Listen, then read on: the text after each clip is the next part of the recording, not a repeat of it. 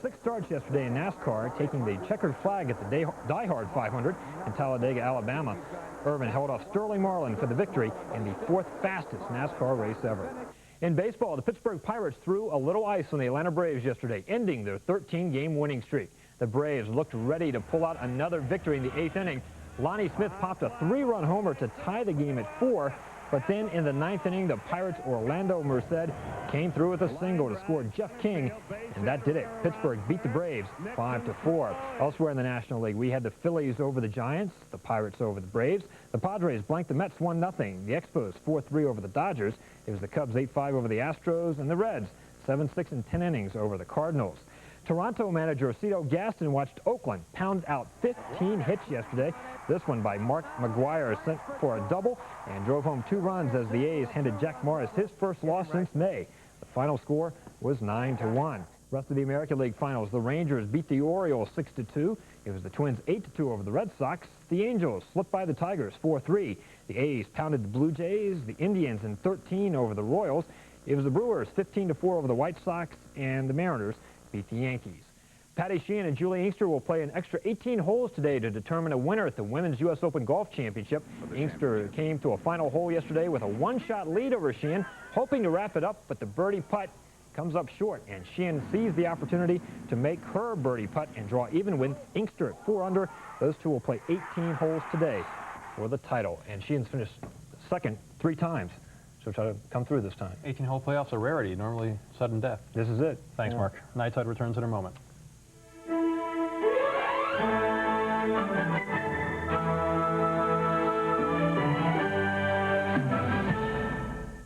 Hi, I'm Roger. I just got a show on NBC. It's called Rhythm and Blues, and I need some advice. Now look, just be funny. Be very, very funny. Now wait a minute, it's not that simple. You see, the comedy is visceral reaction. Shut up, you little pudding head. Shut up. Oh, keep it friendly, keep it nice, keep it light, keep it fluffy. Rhythm and Blues is coming to NBC this fall with the prescription for laughter. Just be yourself. Okie doke. This summer, temperatures are on the rise when a student and her teacher realize their emotions can no longer be denied. And young love, first love, leads to feelings that sweep them away from innocence to passion. And the love triangle of a man torn between temptation and desire. Stories of love on NBC Daytime.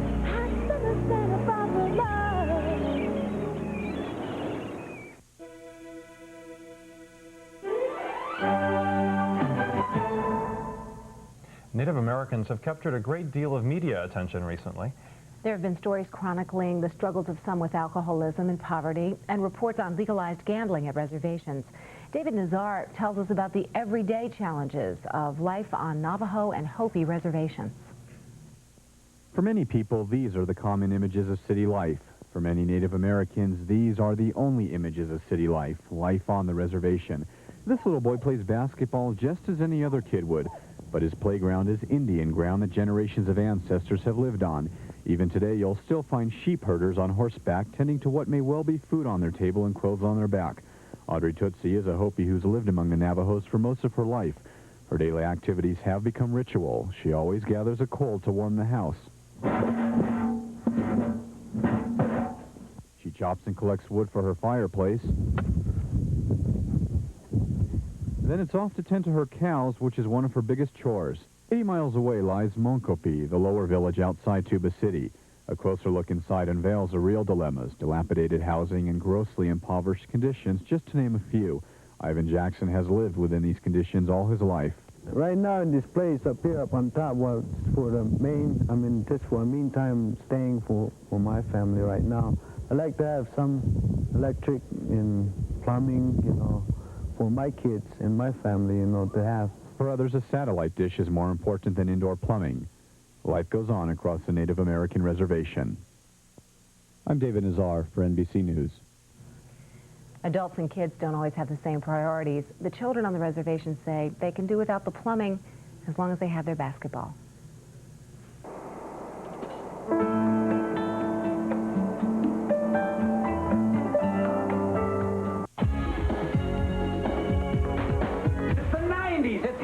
time. Everybody's talking, there's a new word out on the street. Let's rock and roll. Oh, yeah.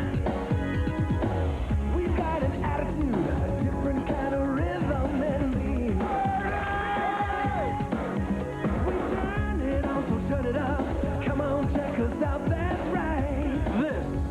This is very good. I love it. It's a new look, the right feel, the best is back. What is hot, this is where it's at. It's a whole new NBC. America talking about the place to be. It's a whole new NBC. Got the whole world watching. A whole new NBC. It's a whole new NBC. America talking about the place to be. Hi, I'm Roger Kabler. I'm in a new show called Rhythm and Blues. I'm nervous. I could use some advice. You want to be funny. Be very, very funny. Sir, may I suggest an air of mystery? No, what you want to do is, like, be really sexy, right? So all the women, like, be fainting and whatnot. No! Be intense! Make your eyes pop out of their head! Pop, bang! No, keep it light, keep it friendly. Catch all of him this fall on NBC's Rhythm and Blues. This summer, temperatures are on the rise when a student and her teacher realize their emotions can no longer be denied. And young love, first love, leads to feelings that sweep them away from innocence to passion. And the love triangle of a man torn between temptation and desire. Stories of Love on NBC Daytime.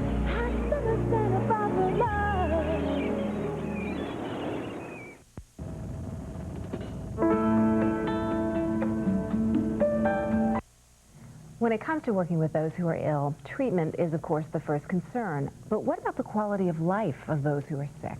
One Texas family is trying to improve it. Kim Alvarado has their story. Now throw a kiss. Throw him a kiss. A parent can try and give the world to a child. A parent can also give a child AIDS. Sean has AIDS, but here he has a world ahead of him. Don't be afraid. These people need love, no matter if it's my 2-year-old son or someone's 45-year-old gay son. They need love, they need understanding, they need compassion. Ruth and Michael Schwartz are giving little Sean a big dose of country life now that he is legally theirs. Caring for sick kids is rather contagious for the Schwartzes. Along with Sean, 5 more foster children have serious medical needs. I am doing something. I am accomplishing something in my life for someone else. The Schwartzes adopted an AIDS baby, but they fear for the thousands out there who aren't wanted. We are not ready for it as a country, as a world. We're not ready for it. We're not even talking about the babies that are going to be born HIV positive. We're talking about children whose mothers and fathers are going to die and leave them orphans. That's magic, yeah. The Schwartzes hope to foster more AIDS babies, as well as foster the image that life, however long it is, should be a good one. Kim Alvarado for NBC News. If more of us were like the Schwartzes. I know, that's an incredible story. This is NBC Nightside, a production of NBC News Channel, Charlotte, North Carolina.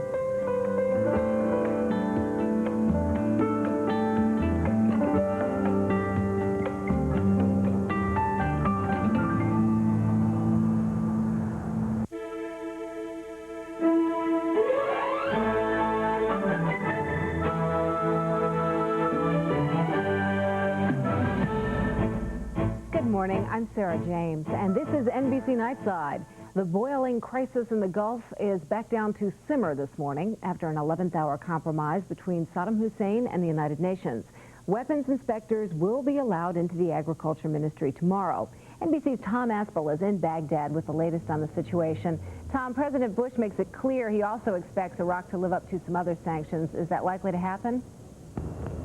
Well, it seems that the compromise that the Iraqis made with the UN, Sarah, is being taken here as a victory of sorts. In fact, the people are looking towards Saddam Hussein as someone who once again stepped away from confrontation at the last moment only to save the country from military attack. What about the Kuwaitis? I understand that they were hoping that the United States would go ahead and strike once again. Well, I think the Kuwaitis have always been disappointed that the U.S. forces didn't go all the way to downtown Baghdad and get rid of Saddam Hussein during the Gulf War. They, of course, would like to see someone a little more sympathetic to their aims rather than outright antagonistic. And it's an interesting point that lately the Iraqi press has been justifying the invasion of Kuwait 2 years ago. In a week from now, that's the anniversary. The Kuwaitis have always been afraid that unless Saddam Hussein is dead and buried with a stake through his heart and a silver bullet through his forehead, that he'll come back to haunt them. And that does seem to be the case, Sarah. Tell us a little bit more about Saddam Hussein. You're there in Baghdad. It looks pretty much like business as usual. Is he still just as firmly in power as ever? Very much so, because there's nobody here with enough strength to overthrow him. In fact, the people here regard Saddam Hussein as some sort of savior. As far back as 1968, when it was an underdeveloped country, there are many people still alive who remember being without houses, even without shoes. And to them, Saddam Hussein is the man who brought this country up, gave Iraq its rightful place in the Arab world. So he does enjoy a great measure of popular support inside Iraq, even if some of the Arab countries remain still very much afraid of him, Sarah. In other words, do the people there, the man and woman on the street, think that the U.S. would back down and would not, in fact, have an airstrike against Iraq? Well, I think it can be explained by saying that whatever the decision that Saddam Hussein makes is all right with the people here, because he's taken them through, think back 2 years ago when 30 countries took on Iraq, and yet very few civilians were killed. Even if the infrastructure of the country was destroyed, very few civilians were killed. And the apocalypse, which was predicted in the press of the other Arab countries, did not come to fall on Iraq. So to a certain extent, the fact that he's still alive here means to many of them that he was a victor in that war. Let's talk about the inspectors. They have access now to the agriculture building, but it's going to be a different group. They're not going to be any Americans. Tell us who's going to be on this group and whether or not they're likely to find anything inside the building after all this time. Well, presumably the inspectors know exactly what they're looking for. We had an example of that a few months ago when the UN inspection team wanted to get into the nuclear facilities building, and there was a standoff there. Now, these inspectors quite often go into these buildings with a very clear idea of what they're looking for. So presumably the Iraqis also know what they're looking for. And as you say, in the last few days, the Iraqis have had ample time to clean out any sensitive documents that they wouldn't like to fall into the hands of the inspectors. However, there is one thing, that quite often they look for personnel records, seemingly innocuous files that do point to leads other parts in the world, such as who supplied Iraq with the material needed to make some of these weapons. What about some of the other Gulf War sanctions that supposedly Iraq has to live up to, Mr. Bush is saying, such as, for example, the treatment of the Kurds and also the border with Kuwait? Do you think that Saddam Hussein is going to back down on those and respond more the way the U.S. and the UN want him to? Yeah, it's very much a standoff situation with the Kurds in the north of the country, and that it's been made very clear by Britain and the United States, who both keep forces in readiness in Turkey and along the border there, that Iraqi troops should not go back into Kurdistan and take any kind of revenge for what's happened up there. And almost the same thing down on the border with Kuwait. There is a UN observer force along that border, so really Saddam Hussein, I think, would be very unlikely to try and change the status quo in those two areas. However, the pressure he's going to feel is from the demand to pay war reparations to Kuwait. Iraq simply has no money. It hasn't pumped any oil for 2 years next month since the last barrel of oil went out of this country. Iraq is broke, and that's why he makes these confrontations, to try and force some sort of compromise, a partial lifting of the sanctions in order for Iraq to gain some currency. Tom Asbell joining us this morning from Baghdad. Thanks very much for that report, and we'll look forward to hearing more from you. Coming up on NBC Nightside, Clinton courts the West Coast vote, taking his message there, and later why finding a doctor in rural America is so tough. Excuse me, do you know what stock options are? I wish I did. The information you know you should know is in the Wall Street Journal's video guide to money and markets. This exclusive 30-minute video is free. When you call for 13 weeks of the journal for just $37, that's over 20% off the newsstand price. Call toll-free 800-235-1200 for 13 weeks of the Wall Street Journal and your free video on money and markets. That's 800-235-1200. Las Vegas Magic. Excalibur Hotel Casino, Las Vegas. All rooms $45 Sunday through Thursday until September the 3rd. 7 marvelous restaurants. Non-stop entertainment. North America's only Magic Motion Simulator Theaters. For reservations, phone 1-800-937-7777. Excalibur. It will take your breath away. Democratic presidential candidate Bill Clinton took his message of change to the airwaves last night. The nominee appeared on C-SPAN cable network. Clinton said he wants at least 3 debates with President Bush before the election. He was also asked, if elected, who would be in his inner circle. I want a cabinet and a staff that look like America, that cabinet and staff that are diverse racially and ethnically, that have both men and women there, that have people from very different walks of life and different experiences. But I want all of them to be hard-headed, practical problem solvers. Clinton is in California as part of his West Coast campaign swing. The interview was taped earlier in the week. In this morning's business news, CNBC's Dean Shepard takes a look at mortgage rates and reports on the battle brewing between the U.S. and Canada over beer imports. Looking ahead to some of this week's important economic news, later today, the National Association of Realtors will release existing home sales figures for the month of June. In May, sales were down 1.7%.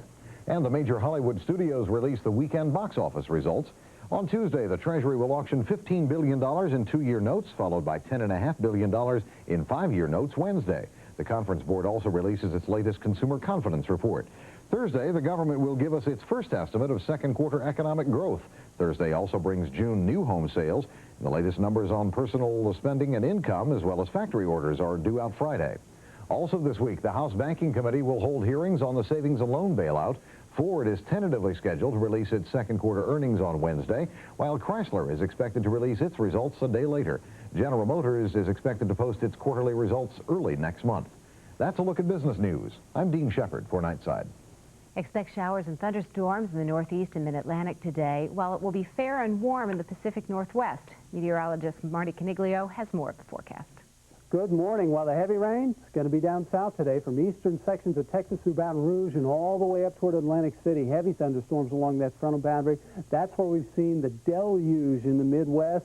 That's been pushed down to the south a little bit more today along the Gulf Coast and the mid-Atlantic coast. Scattered rain showers up in Maine and New England. Also a little bit north of the border from Wisconsin, Minnesota, and the upper Great Lakes. Down in the southwest, rain continues, especially in western sections of New Mexico and southern Colorado later on in the afternoon. Out west, it's been hot, it's been dry, it's going to stay that way. Temperatures in the 90s all the way up into the northwest sections of Oregon and Idaho, seeing warm temperatures today. Seasonable in the southwest with temperatures 100 and above. Down in the southeast, 80s and 90s. It'll be kind of muggy down there as well. 70s throughout the Great Lakes and New England. Tomorrow, look for similar temperatures throughout New England, but some of that warm air will start to move a little farther into the Rocky Mountain areas. It will also make a northward push throughout the Midwest, so things will be warming up around St. Louis tomorrow. Things down south continue to be hot and humid with afternoon storms almost guaranteed. That's a look at your Monday. Have a good week back to work. I'm Marty Caniglio for NBC Nightside. Brake failure appears to be the cause of a fatal bus accident in New Jersey. The bus was heading for an amusement park when it hit a car, overturned, crashed into another car, and went up in flames. 6 people were killed, 47 others injured. Many of those injured were children and young people in their 20s. 1960s Motown sensation Mary Wells died today at a California hospital after a long battle with cancer. She's probably best remembered for her hit tune, My Guy. Along with other Motown performers like the Supremes, the Miracles, and Smokey Robinson, she helped propel black music into the American mainstream. Wells was 49. Coming up on Nightside, a crisis in rural America when it comes to health care. Health clinics closing their doors. And in sports, Mark Barger has the latest from the Olympics, and the Braves go for 14 in a row.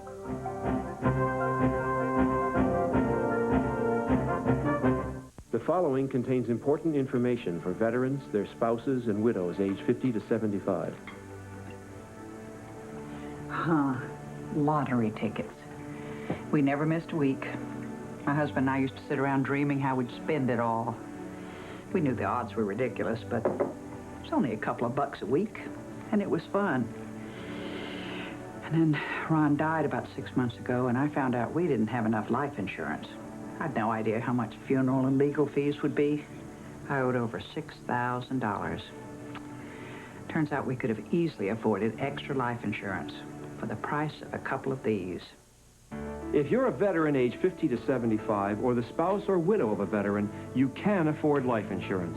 Because Veterans Life Insurance Company offers term life policies for as little as $1 a week.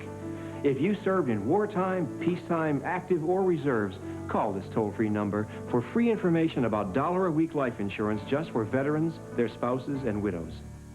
I learned about life insurance the hard way. Now I have my own policy from Veterans Life. $1 a week, I don't even miss it. And I feel really good knowing that someday my kids won't have to go through what I just did. Call now for free information. There's no medical exam, no waiting period, and your benefits never go down. You'll also get free membership in the Veterans Discount Prescription and Vision Care plans that can save you up to 60% on medications and eyeglasses. For $1 a week, I can't afford not to have Veterans Life Insurance. Oh, I still buy an occasional lottery ticket, but now I know I have something that'll pay off in the future. Call 1-800-628-1100 right now for free information about $1-a-week life insurance from Veterans Life Insurance Company. Operators are standing by. Call 1-800-628-1100. $1 a week now is all it takes to help give your family financial security later. The Americans with Disabilities Act is now in effect across the nation. It requires all businesses with 25 or more workers to remove any physical barriers to the disabled. Vice presidential candidate Al Gore and Senator Tom Harkin attended a ceremony to celebrate the act's passage. Gore said his running mate strongly supports the act. He has already expressed his very strong commitment to the full implementation of the Americans with Disabilities Act, and it feels very, very strongly about it and wanted me to reaffirm it in the strongest terms here today, which I'll do. More than 500,000 businesses across the nation will be affected by the act. Healthcare in the U.S. has become a key election issue and a major concern of an increasing number of Americans. In rural America, the poor often can't find it or afford it. Lucky Severson visited one Mississippi town where the family doctor simply gave up. Until January, this vacant building was the only private clinic in Greenville, Mississippi devoted to the poor. But the doctors were going broke. The clinic closed. And the poor, like many places in rural America, but especially here in the Delta, the poor are victims of a healthcare system that doesn't seem to care. Well, I'm not a missionary. I'm a country doctor trying to make a living. You bring your medicine with you today? Yeah. Is that the one she listed right here? Yeah. Okay. Dr. Edward Hill, he does care. He and another doctor were $500,000 in debt when they finally closed their Greenville clinic. And he's no country bumpkin. Dr. Hill is on the Legislative Council of the American Medical Association. He says rural health care is coming apart at the seams. Are you saying that some people in rural America are suffering and even dying because of lack of health care? Yes, I think that's true. Is that serious? It's serious when you consider that we're living in the richest country in the world. I don't think it would be as serious if we were living in a third world country, but some of our conditions are very similar to third world countries. In Mississippi, the poorest state in the Union, more than a third of the children live in poverty, and the infant mortality rate in the Delta is higher than in some third world countries. How old are you, Arlene? I'm 37. Do you have children? Yes, I have 6 of them. 6 children? Yes, sir. And did they go to the clinic? Yeah, They went to the clinic.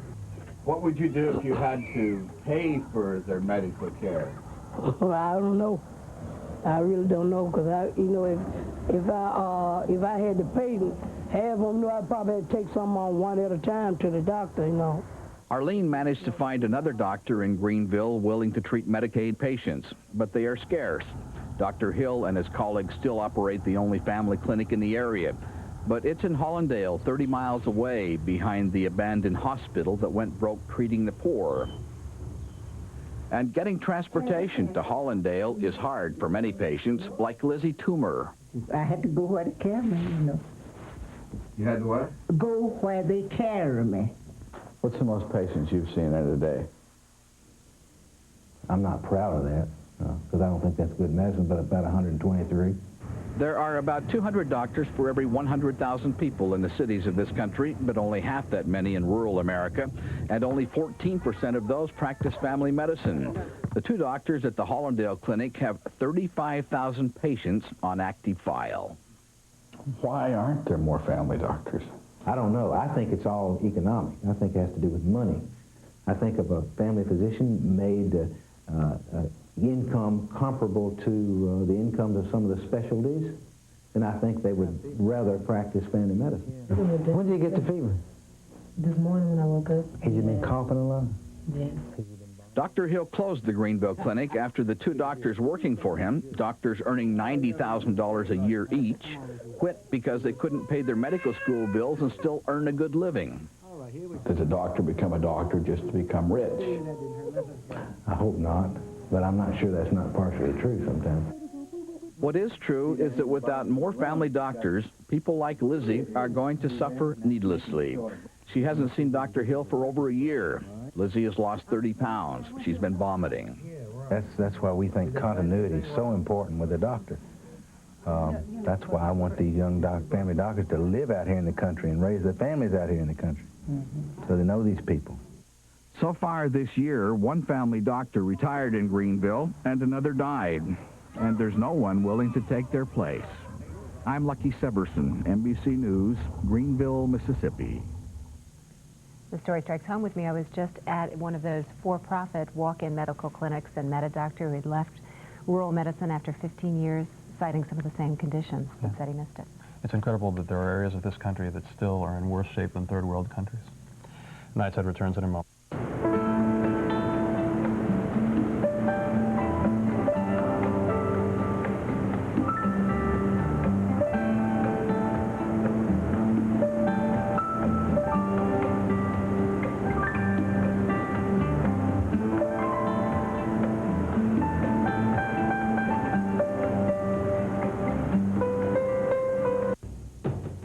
Over 35 million people are dead.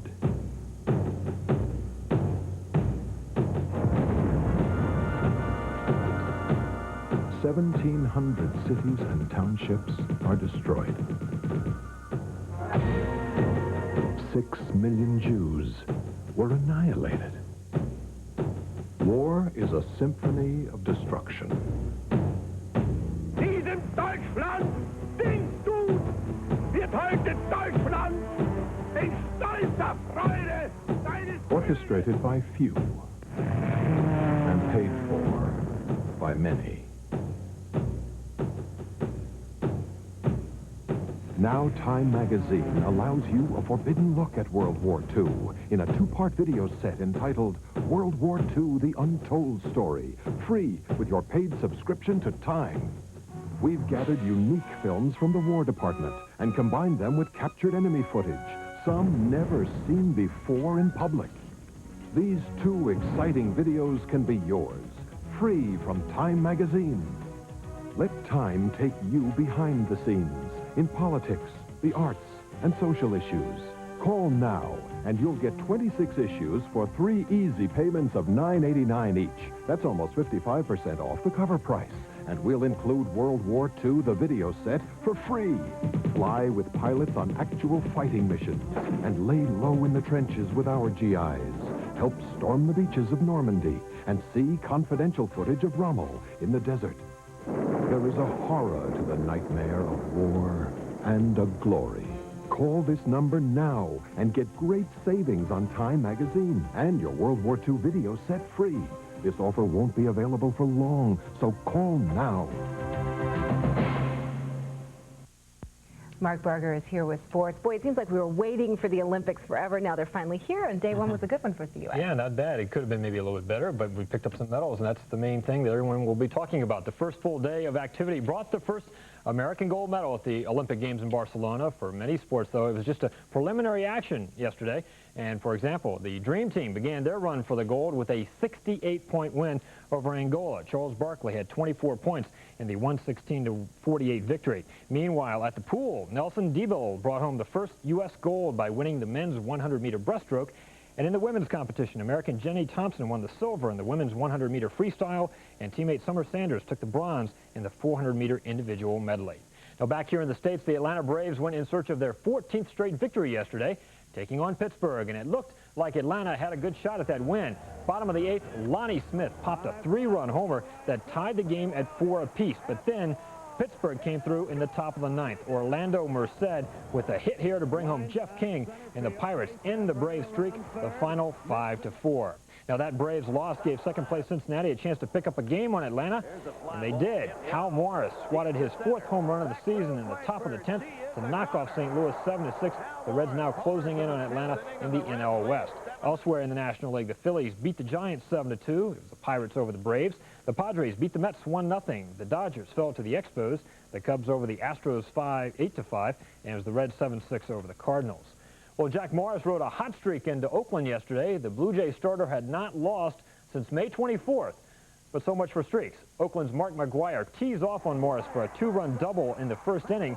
It scored Lansford and Baines, and the A's were up 2-0. And even after Morris left, the A's just kept teeing off. They had 15 hits as Oakland pounded the Blue Jays. The final score, 9-1. Elsewhere in the American League, the Rangers beat the Orioles. The Twins 8-2 over the Red Sox. The Angels topped the Tigers. The A's over the Blue Jays. In 13 innings, it was Cleveland over Kansas City. The Brewers pounded the White Sox, and the Mariners 8-5 winners over the Yankees. There will be a one-day action extra at the U.S. Open for women later on today, an 18-hole playoff for the title. Julie Inkster carried a one-shot lead to 18, and this putt for birdie would have wrapped up the title, but it's short. That gave Patty Sheehan an opening, and she took it, knocking into birdie to tie at -4, and those two ladies will have an 18-hole playoff later on today. Meanwhile, basically all Miguel Indurain had to do at the Tour de France yesterday was not fall off the bike to win, and he didn't, and he did. The Spaniard winning the Tour de France for the 2nd straight year. And that does it for sports. Indurain winning for a 2nd straight year at the Tour de France. Impressively, both years. That's right, won by over 4.5 minutes this time. All right, thanks, Mark. Thanks, Mark. Night's Head returns in a moment.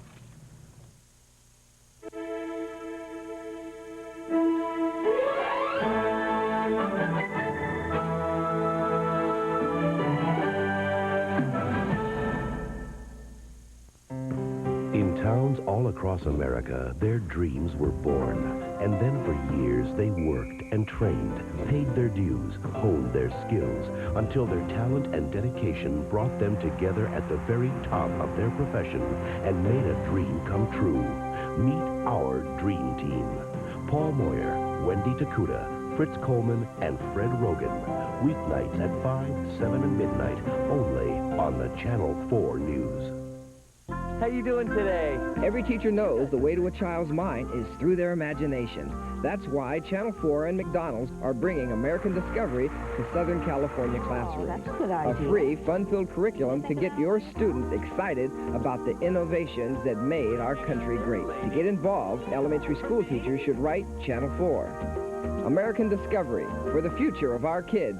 Nice, funny. From McDonald's and KNBC TV.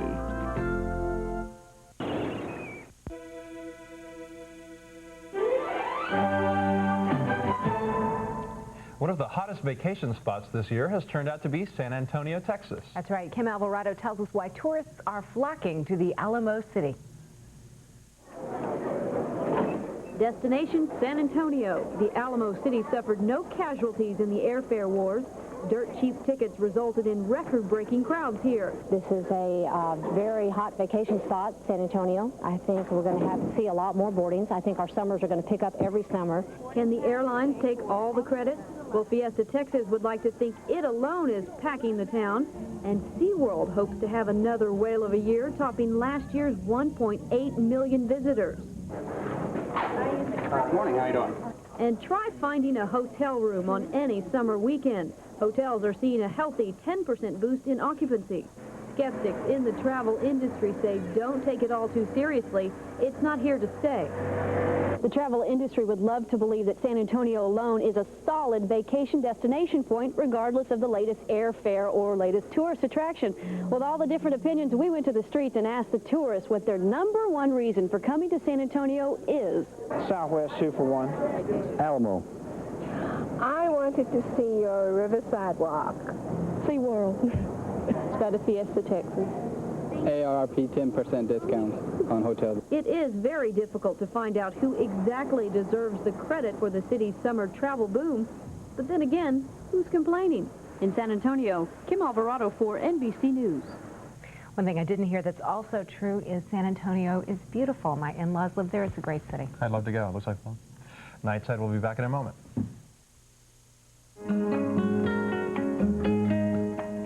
Count the number of different Spectacles Fritz wears next and enter our spectacular sweepstakes. Nobody lose a pair of glasses? I didn't scare you, did I? Well, then I'll try harder.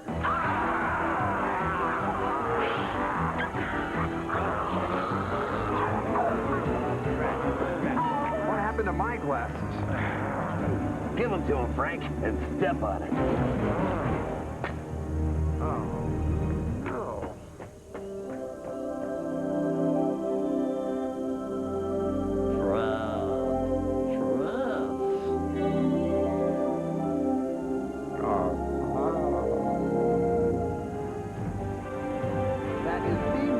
We've ever had. To enter, call 1-900-TV4-KNBC now. $1.25 per call, 18 and over. Answer correctly and you may win a cruise to Mexico, passes to Universal, or $5,000. Coming up on the news magazine of the American scene. She's Brazil's sexiest soap starlet, and when her clothes come off, the cameras stay on. Find out what they can show you down there that we can't show you here. South of the border soaps, then Maxi Coats platform shoes. Yep, these are the fashions we have to look forward to. Are top designers setting trends or bringing back bad memories? Fashion or flare up? On hard copy. At a special time today at 4. On the next Entertainment Tonight, he calls himself Fabio. So why are some women calling him a bimbo? A bimbo is somebody who's gorgeous and overbuilt who gets by on their looks. Fabio. He's made his living as a romance novel cover model, and he's easily the hottest hunk in the business. But now they're going to pay him big bucks to write, and the hunk bashing is on. Get the inside story on the next Entertainment Tonight. At a special time today at 4:30. Don't get caught in the crunch. Paul Johnson's Metro Traffic, mornings at 6 and 6:30.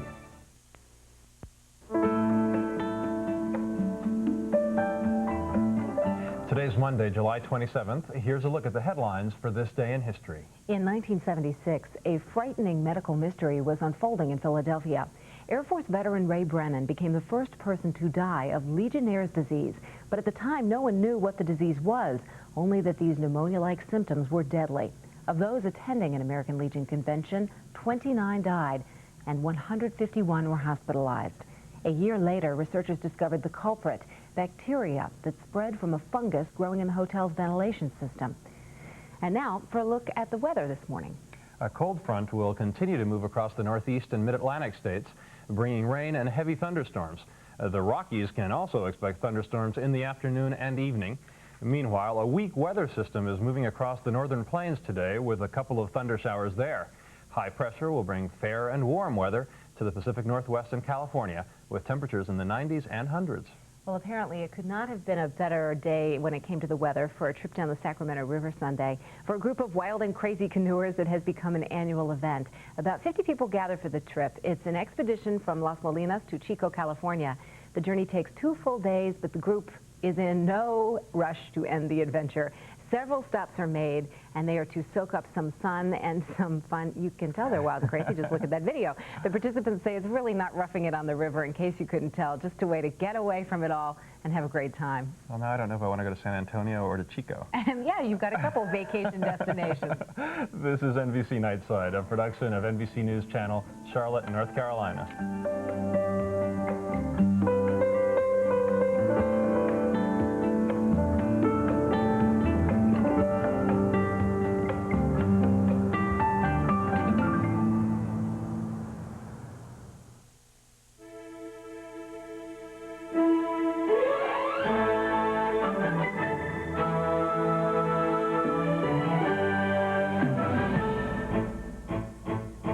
The threat of a new Gulf War appears to have ended as Saddam Hussein gives in to UN demands. Good morning, I'm Antonio Mora, and this is NBC Nightside. The 3-week standoff with Iraq ended with a compromise agreement that ends the immediate threat of war, but may not end the controversy over the UN's effort to destroy Saddam's weapons of mass destruction. U.S. officials say Iraq should now be forced to comply with all United Nations resolutions. Bruce Hall reports. Even as the threat of a new war diminished, President George Bush says the international community cannot tolerate Iraqi defiance of the United Nations. Our argument is with Saddam Hussein, the bully, the dictator, the brutal merchant of death. And that's it. And it is not with the Iraqi people. And once again, he has caved in after a lot of bluster. A handshake diffused the latest standoff, with Iraq agreeing to a compromise proposal that will allow a new inspection team to enter the agricultural building in Baghdad, where it is believed information on Iraqi's missile programs is being stored. Protesters and Iraqi officials have kept inspectors out of the building for nearly 3 weeks. The basic objective has been to ensure the full respect of Iraqi sovereignty and Iraqi national security. I feel that the immediate problem is now is settled in this, absolutely. I'm convinced about that. I've been in touch with Security Council members, and the assurance is given to me. The compromise agreement means Americans will be dropped from the inspection team, and the group will now be headed by a German. Hussein says this is a victory for Iraq, and he'll now allow the new team in on Tuesday. Bruce Hall, NBC News. Defense Secretary Dick Cheney says he was mystified by Saddam Hussein's defiance of the United Nations. Cheney appeared on NBC's Meet the Press yesterday. He said the threat of U.S. military muscle is still there. He also said, quote, "We did it before, we can do it again." Cheney said the repression of minorities, namely the Kurds, still has to be addressed. He has to participate in the UN-sponsored commission to resolve the boundary dispute between Iraq and Kuwait. He has to allow the UN refugees, humanitarian people to continue to have unimpeded access to Iraq. Saddam Hussein isn't acting like a man backed into a corner. He has already appeared on Iraqi TV, and as NBC's Tom Aspel reports, while the U.S. is calling it a compromise, Iraq will probably call the latest showdown a victory.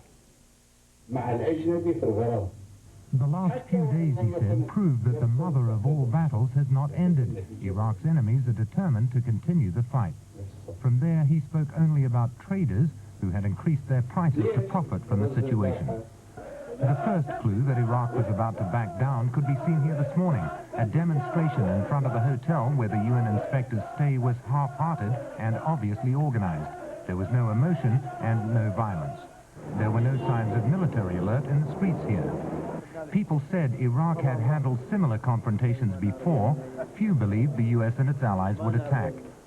The morning newspapers had boasted that the country was prepared anyway, that sovereignty, allowing UN inspectors to search government buildings here, would not be compromised by threats from warplanes or Navy ships. Saddam Hussein hasn't lost anything by backing down. He's still the leader here, stronger than ever, because there's nobody powerful enough to overthrow him. Secretary of State James Baker returned Sunday from his trip to the Middle East. Baker is calling for Iraq to comply with all of its commitments under the Gulf War ceasefire agreement. He said Iraq's actions undermine the worldwide peacekeeping role of the UN. Now that Secretary of State Baker is home, one issue near the top of his agenda is the situation in Bosnia-Herzegovina. Fierce fighting early yesterday morning kept the tensions high in the Bosnian capital of Sarajevo. Bosnians and Serbs were scheduled to meet today for peace talks in London, but the Bosnian president says he will not meet the Serbs until the fighting stops and the UN is allowed to send in relief supplies unhindered. Several hundred Bosnian refugees have been delayed in their attempted exodus to the Netherlands. Approximately 300 people have been held at the border between Croatia and Slovenia. They were denied admission to Slovenia because of canceled visas. Coming up on Nightside, Cuban President Fidel Castro makes a visit to Seville, Spain, but not without controversy. And later, when American medicine doesn't have the answers, the steps some patients take to get help. We'll come back.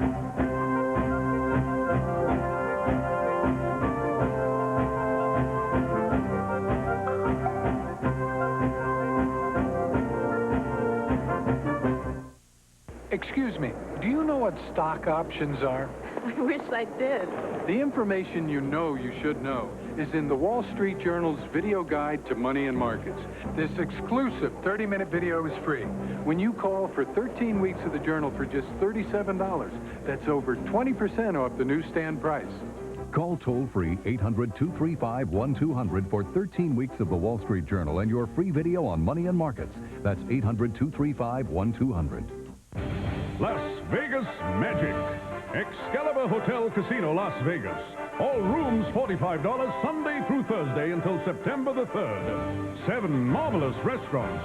Non-stop entertainment. North America's only Magic Motion Simulator Theaters.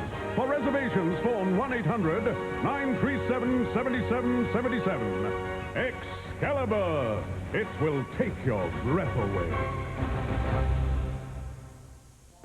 Controversy followed Cuban strongman Fidel Castro to Seville, Spain. A scuffle between pro- and anti-Castro protesters broke out during his visit to the Cuban pavilion at Seville's Expo 92. Some of the pro-Castro demonstrators lunged forward and beat the protesters. I'm here because it's time that people know what kind of leader Cuba has.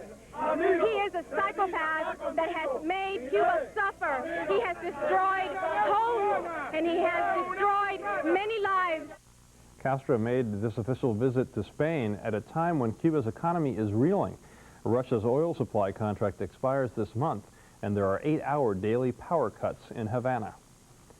It's a bittersweet victory for Japanese conservatives who've just wrapped up the election process in Tokyo.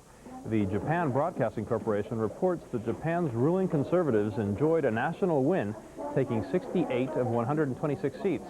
But analysts say that the reason for their victory is that with Japan's economy in bad shape, voters didn't want to take a chance with a less experienced opposition party. With this morning's business report, here's CNBC's Gail Buckner. Tokyo stocks started the day strong with news of lower interest rates, but the sharp gain turned into a loss by afternoon, with share prices in Tokyo down just under 1%. The Nikkei average closed at 15,373. In London, the Financial Times 100 index opened at 2374.8, down more than 2 points from Friday's close. The dollar opened up against the major currencies. London gold opened at $359.30 the ounce. Wall Street starts the day with the Dow at 3285.71. The industrial average closed down 4 points Friday, off more than 40 points for the week. The city of Pittsburgh may get its first newspaper in 10 weeks this morning. Union workers picketed outside the Pittsburgh Press and Post-Gazette offices as a skeleton crew worked on today's edition. The union workers walked off the job May 17th because of a plan to eliminate hundreds of delivery jobs. Meantime, contract talks resumed yesterday between the papers and union leaders.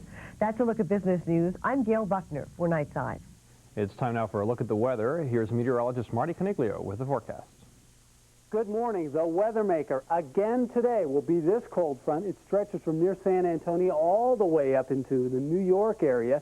This front produced torrential downpours throughout the Midwest during the course of the weekend. Today, as it sags to the south, we will see the heavy rain go with it. It will be stretched very tightly along that frontal boundary. A lot of humidity ahead of that storm. Slightly cooler air behind it, so we will see thunderstorms throughout the day. Scattered rain showers in New England, scattered also in the northern tier of states, and a little bit of heavy rain as you move back into Arizona and sections of New Mexico later on today. And there is a cold front that's moving through northern Wyoming today that will cool down the Rocky Mountain areas by later on in the week. Out west, it's hot. It's dry. Temperatures in the 80s and 90s all the way up into Washington and Oregon during the course of the day. Of course, in the southwest, 90s to 100 plus, as usual. Throughout the Midwest, 80s and 90s. Great Lakes, we'll see 70s today. In fact, we're going to see 70s tomorrow as well, with 80s expanding themselves through the Dakotas, 90s pushing up through the Midwest towards St. Louis from Florida, and then all the way back toward Boise later on in the day tomorrow. That's the start of your work week. Hope you enjoy it. I'm Marty Coniglio for NBC Nightside. Pope John Paul II appears to have lost weight after undergoing surgery for the removal of a benign colon tumor. On Sunday, the 72-year-old pontiff made his first public appearance since the operation. He smiled and waved from his hospital window before delivering his traditional Sunday morning radio broadcast. The Pope is expected to be released from the hospital on Tuesday. Coming up on Nightside, a Florida company says it can help you select the sex of your child.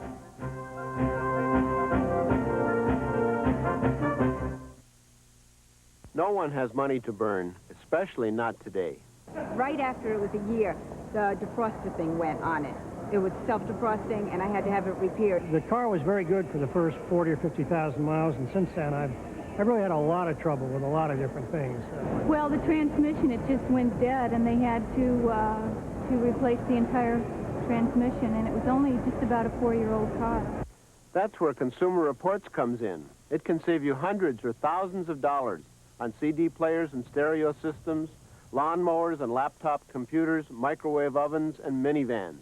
Hi, I'm Bob Knoll, head of auto testing for Consumer Reports, the magazine that works for you.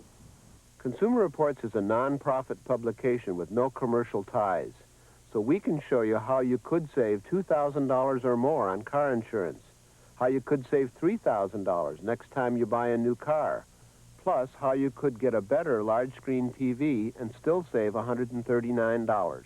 It's one of the very few objective sources of information you can get. They don't make any judgments which one you should buy. They're just giving you the facts. Wish I'd have had this before I bought one of my other phones, because I wouldn't have bought it. Call now for your trial issue of Consumer Reports. If you like it, you'll get 12 more issues, including the annual auto issue, the home entertainment issue, the Best Buy Gifts issue, and the 1993 buying guide, all for just $22. Or write cancel on the bill, return it, and owe nothing. You'll also get the 1992 buying guide with over 2,000 brand name ratings, free with your paid subscription. It's very difficult to evaluate products until you have them in your home for a while. That's why this is so valuable. Everybody needs an edge. With Consumer Reports, you won't pay more than you have to or get less than you deserve. So call for your trial issue now. Call for your trial issue of Consumer Reports now. Call 1-800-433-6900, 1-800-433-6900. In medical news this morning, what would you do if you had a disease for which there is no known cure? Would you accept your fate or look for treatments that promise help but which are unproven? Well, for many, the desire to hold on to hope means reaching out, never giving up. NBC Science correspondent Robert Bazell tells us how some people with multiple sclerosis are going a long way in their search to get well. Dan Anderson is on a desperate journey. The 46-year-old postal worker suffers from multiple sclerosis, a degenerative disease of the nervous system for which there is no cure. He has come from North Dakota to a German clinic for a treatment that is unapproved and illegal in the United States. It includes injections of a mineral supplement called calcium EAP. If it works, at any price, it's worth it. The treatment and travel will cost Anderson and his wife Leota $8,000.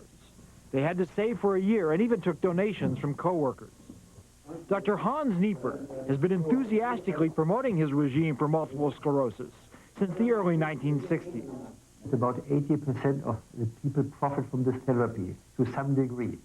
But American scientists say Nieper offers no evidence to support such claims. Dr. Nieper has been making claims for his particular approach for treating MS for basically 30 years at this point, without any evidence that the program that he proposes has any relationship to the disease, and with no bona fide clinical evidence that it actually has a positive benefit for people with multiple sclerosis. In the 70s, Nieper sold Laetrile, the worthless apricot pit extract, to cancer patients. He sees no need to submit proof his multiple sclerosis treatment works. No, why should I? I live in Germany. This is, and also this is a nutrient. You make no claims to this. It is a nutrient. Germany's equivalent of the Food and Drug Administration does not have the same stringent requirements as the U.S. FDA that drugs be proven effective. But Nieper's products are not just used in Germany. This woman who has been to Nieper's clinic smuggles calcium EAP into the U.S. so she can inject herself 3 times a week. She says the treatment has helped her. I was not numb anymore. The numbness went away. And I was able to function again. And that's all that mattered to me. Scientists who have studied MS are skeptical of such testimonials. They say the condition can vary enormously over time, and often MS patients, given worthless treatments or placebos, feel better for a while. Feeling that you're an active participant in your therapy, going to a clinical setting where you're taken very good care of, treated well, and promised the world can all induce placebo effects. God willing, the miracle will happen shortly and the hope will be satisfied. But the data certainly has not been presented to either FDA or the scientific community to show that calcium supplements are good for MS. So long as traditional medicine offers no cure, patients like Dan Anderson will grasp at any treatment which offers hope. Robert Bazell, NBC News, New York. Diabetes can be devastating, causing heart attacks, blindness, and kidney failure. But now doctors say exercise may be one of the most effective ways to prevent the disease. Researchers followed a group of more than 30,000 physicians Those who worked out 5 times each week were able to lower their risk of developing diabetes by over 42%.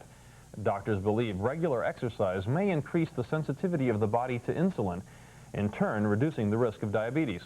There's mounting evidence that diabetes can be prevented by regular physical activity, and diabetes is a very important risk factor for heart disease and other forms of morbidity. The study recently appeared in the Journal of the American Medical Association. There is continuing debate about whether pregnant women should exercise. A researcher at Bowman Gray School of Medicine in North Carolina told an American Heart Association conference exercise appears to be safe in moderation for mother and baby. But doctors at the gathering in Chicago say more research is needed on the subject, especially if the woman has health problems. Some expectant parents eagerly await the birth of their child, wondering whether they'll have a boy or a girl. However, others don't want to leave anything to chance and are using a procedure known as Gamatrix. Denise Jackels explains.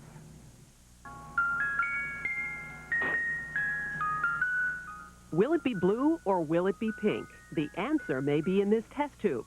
Doctors say their patients can now put away the old wives' tales about choosing the sex of their baby and leave it all to medical science. And that's the end.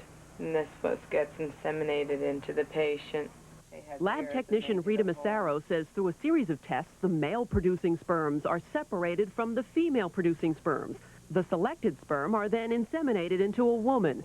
Dr. David Feld has helped dozens of couples make their family planning choice, but Feld says he makes no promises. We have the patients sign a release that states that we cannot guarantee, although the success rate is very high, particularly for the male gender, we cannot guarantee that it's going to be the gender of their choice. Medical ethics expert Dr. Robert Brodner says there are no ethical questions about Gamatrix unless the process is abused. I would consider it abusive if a couple found out the sex of their fetus and because they didn't like the sex to abort.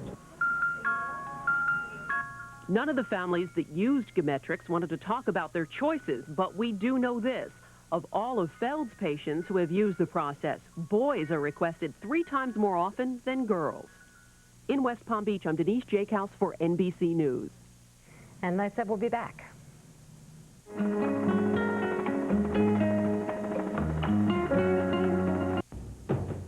Over 35 million people are dead.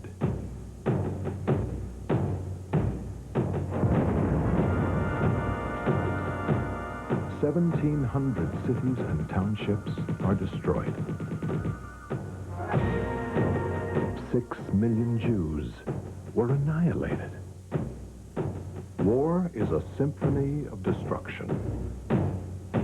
Diesem Deutschland singst du! Wird heute Deutschland in stolzer Freude deines... Orchestrated by few and paid for by many. Now Time magazine allows you a forbidden look at World War II in a 2-part video set entitled World War II, The Untold Story, free with your paid subscription to Time. We've gathered unique films from the War Department and combined them with captured enemy footage, some never seen before in public. These 2 exciting videos can be yours, free from Time magazine. Let Time take you behind the scenes in politics, the arts, and social issues. Call now, and you'll get 26 issues for 3 easy payments of $9.89 each. That's almost 55% off the cover price. And we'll include World War II, the video set, for free. Fly with pilots on actual fighting missions and lay low in the trenches with our GIs. Help storm the beaches of Normandy and see confidential footage of Rommel in the desert. There is a horror to the nightmare of war and a glory. Call this number now and get great savings on Time magazine and your World War II video set free. This offer won't be available for long, so call now. Mark Barger is here with sports. The Olympic competitions are underway, and I'm well underway to becoming a couch potato for the next 2 weeks. Yeah, I think you probably have a lot of... in training, actually. Several weeks leading up to the big event. Weeks on end. I think you probably have a lot of company for the next couple of weeks, Antonio. Don't feel bad about that. The United States began what it hopes will be a very large haul of medals yesterday at the 25th Summer Olympiad in Barcelona. The U.S. won its first 3 medals on the way. It hopes to many more. And one you can probably count on is for the Dream Team. They began proceedings with a 68-point victory over Angola. Charles Barkley had 24 in the 116-48 win. Nelson Debo won the first gold for the U.S. by capturing honors in the men's 100-meter breaststroke, while in the women's competition, Jenny Thompson won the silver in the women's 100-meter freestyle, and teammate Summer Sanders took the bronze in the 400-meter individual medley. Now, there's going to be more excitement later today in Pennsylvania to determine the winner of the Women's U.S. Open Golf Championship, an 18-hole playoff between Julie Inkster and Patty Sheehan. Sheehan went to 18, down a shot to Inkster, but then Sheehan sank this birdie putt to pull into a tie at 4 under par, and those two ladies will have a playoff to determine a champion. Meanwhile, in baseball, the Pittsburgh Pirates brought Atlanta's 13-game winning streak to a halt yesterday in Dixie. The Pirates got some great defense in the outfield. Check out the sliding catch by Lloyd McClendon to rob Rafael Belliard of the Braves. Then, in the 9th inning, the hero for Pittsburgh, Orlando Merced. He has the single to drive home Jeff King with the game winner, and the Pirates beat the Braves 5-4. Elsewhere in the National League, we had the Phillies 7-2 over the Giants. The Pirates beat the Braves. The Padres 1-0 over the Mets. The Expos topped the Dodgers. The Cubs 8-5 over the Astros. And in 10, it was Cincinnati over St. Louis. In the American League, the Minnesota Bats were busy last night in Boston. Kirby Puckett's going to slam one off the Green Monster to drive in a run. That was one of 16 hits that the Twins had on the night as they made it 3 out of 4 from the Red Sox. The final score, 8-2. The rest of the American League Finals, the Rangers 6-2 over the Orioles, the Twins victorious, the Angels topped the Tigers, the A's over the Blue Jays, the Indians in 12 over Kansas City, Milwaukee beat the White Sox, and the Mariners over the Yankees 8-5.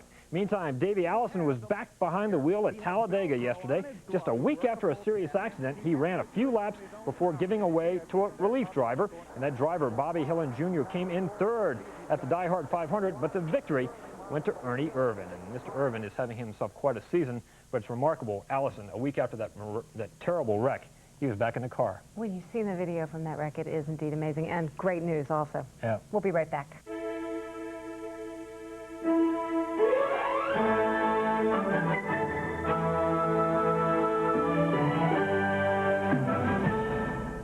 Coming up on the news magazine of the American scene.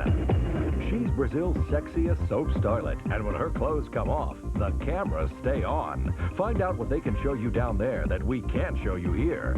South of the border soaps, then maxi coats, platform shoes. Yep, these are the fashions we have to look forward to. Are top designers setting trends or bringing back bad memories? Fashion or flare up? On hard copy. At a special time today at 4. How you doing today? Every teacher knows the way to a child's mind is through their imagination. That's why Channel 4 and McDonald's are bringing American Discovery to Southern California classrooms. That's a good idea. A free, fun-filled curriculum to get your students excited about the innovations that made our country great. To get involved, elementary school teachers should write Channel 4. American Discovery, for the future of our kids. Nice, funny. From McDonald's and KNBC TV.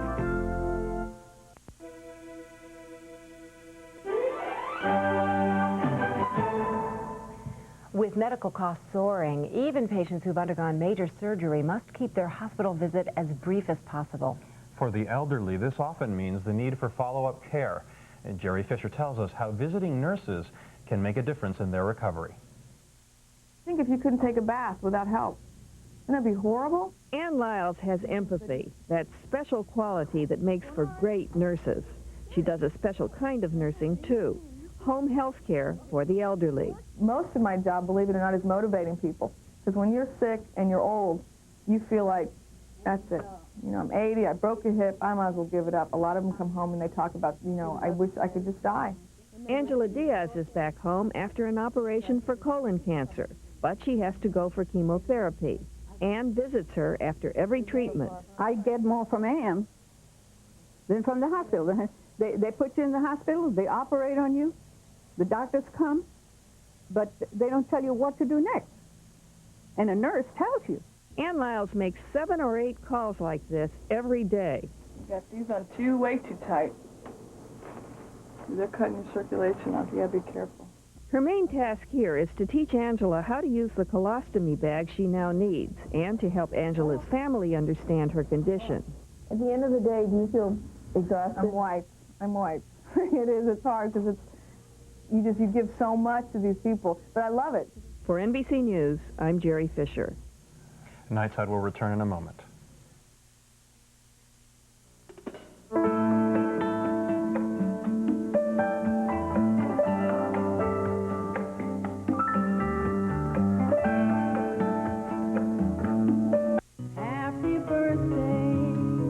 Next, Donahue, Carly Simon joins Phil for a song.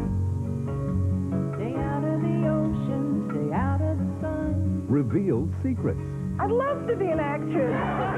and shares sibling harmony. What do you wish the old one asked us to read? Well, we're going out fishing for Singer Carly Simon. Next, Donahue. Monday at 3 here on Channel 4. On the next Entertainment Tonight, he calls himself Fabio. So why are some women calling him a bimbo? A bimbo is somebody who's gorgeous and overbuilt who gets by on their looks. That's Fabio. He's made his living as a romance novel cover model, and he's easily the hottest hunk in the business. But now they're going to pay him big, big bucks to write, and the hunk bashing is on. Get the inside story on the next Entertainment Tonight. At a special time today at 4:30. He's trained a lifetime for this moment. The hard work, the dedication, the determination to be the very best. And now, he's going to bring you thrills and excitement like you've never seen before. I'm ready. Fred! Well, a guy can dream, can he? Fred follows the dream to Barcelona, only on Channel 4, your Summer Olympic station. Everybody's talking, there's a new word out on the street. It's a new look, the right feel, the best is back. What's hot is hot, this is where it's at. It's a whole new NBC. America talking about the place to be. It's a whole new NBC. Got the whole world watching, a whole new NBC. The best dressed weather, weekday mornings at 6 and 6:30 on Today in LA.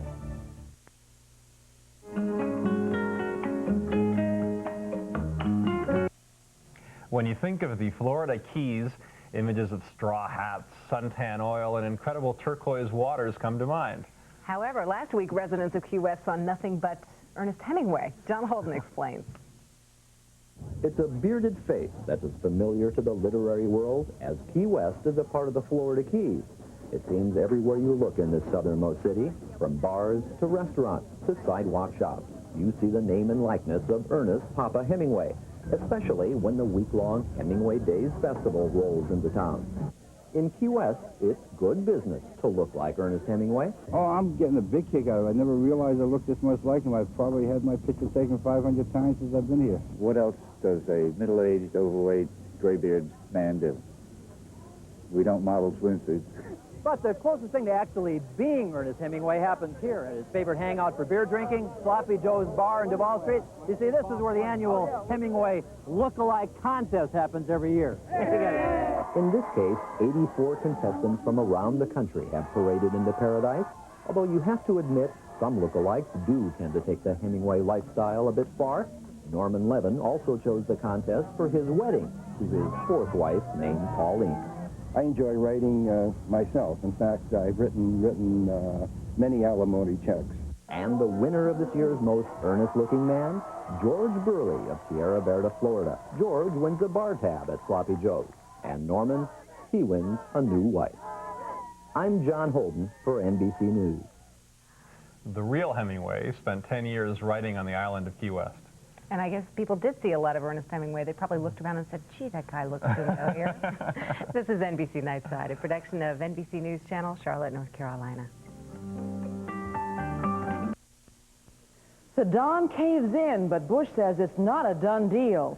A wait-and-see game in Pittsburgh. Will newspapers cave in to strikers' demands? Also, a gold, a silver, a bronze, and a controversy in Barcelona. It's Monday, July 27th, 1992. This is NBC News at Sunrise with Ann Curry. Good morning, everyone. Iraq has taken a few steps back from the brink, leaving the world to wonder what will happen next. UN inspectors are supposed to finally get a look inside that Agriculture Ministry building tomorrow. Saddam Hussein agreed to it Sunday, but President Bush is not entirely impressed with his concession. Henry Champ joins us now from Washington with details. Henry, good morning. Good morning, Ann. Calling Saddam Hussein a merchant of death, the president accepted the UN compromise. But both he and his advisors had wanted tougher action against the Iraqi president. Returning from a Camp David weekend, President Bush said Saddam's bluff had been called. This standoff now has been resolved by his caving in, by his backing down in spite of bluster and threats to the contrary. But there are many other inspections to come. Bush accused Saddam of other UN ceasefire violations and warned there could still be future military action if Saddam did not stop repression of Iraqi minorities, or give up claims to Kuwait, or return Kuwaiti prisoners and Kuwait's stolen property. The real test of his behavior will be in future UN inspection. Behavior along the lines we've just witnessed will not be tolerated. Iraq's diplomats did save some face, removing inspectors on the team from countries that fought against them during Desert Storm. To my knowledge, the composition of the team, we are happy with it, and it's mainly from European countries that did not take any action against Iran. On Tuesday, the inspection team will enter that agriculture building in Baghdad, and that clearly is a diplomatic victory. But the president and his advisors are clearly expecting more mischief from the Iraqi president. Ann? All right, thank you, Henry Champ in Washington.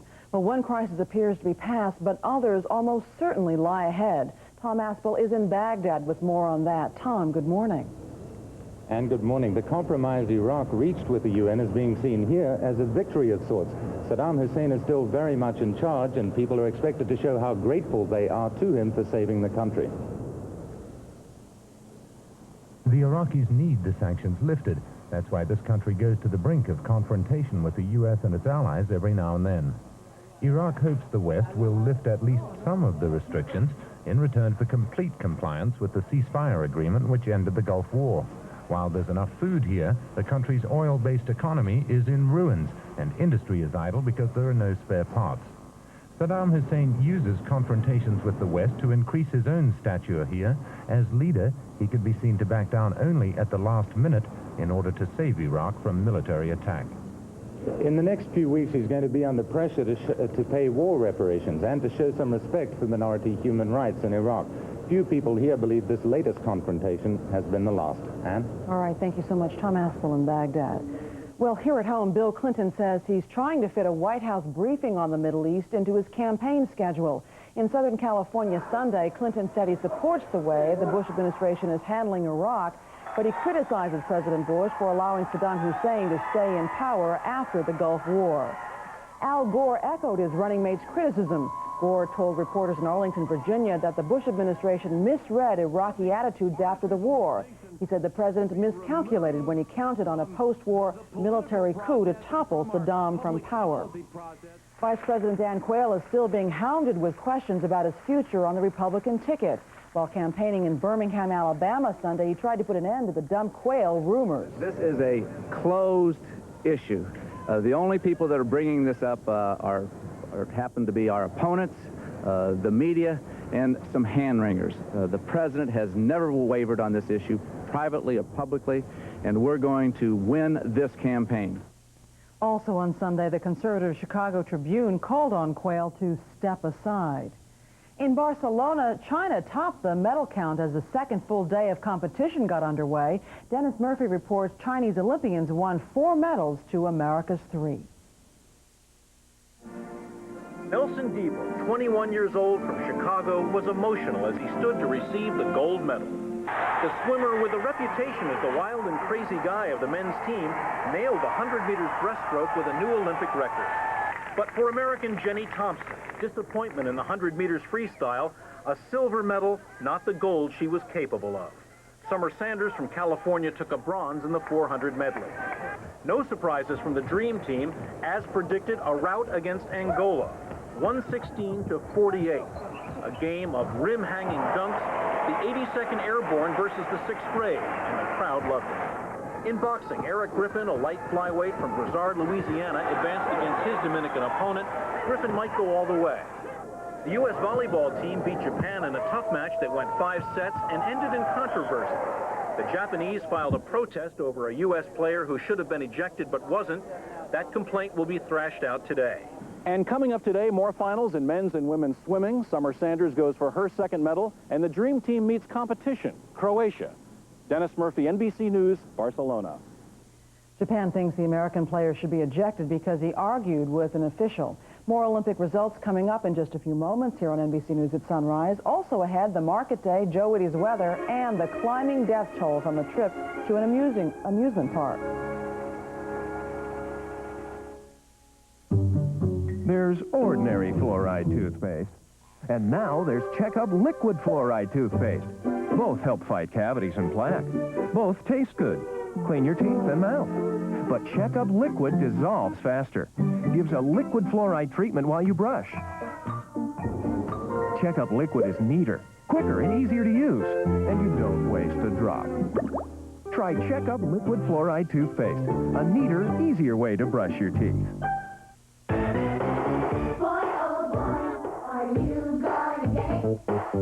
You'll never believe what you get yourself into.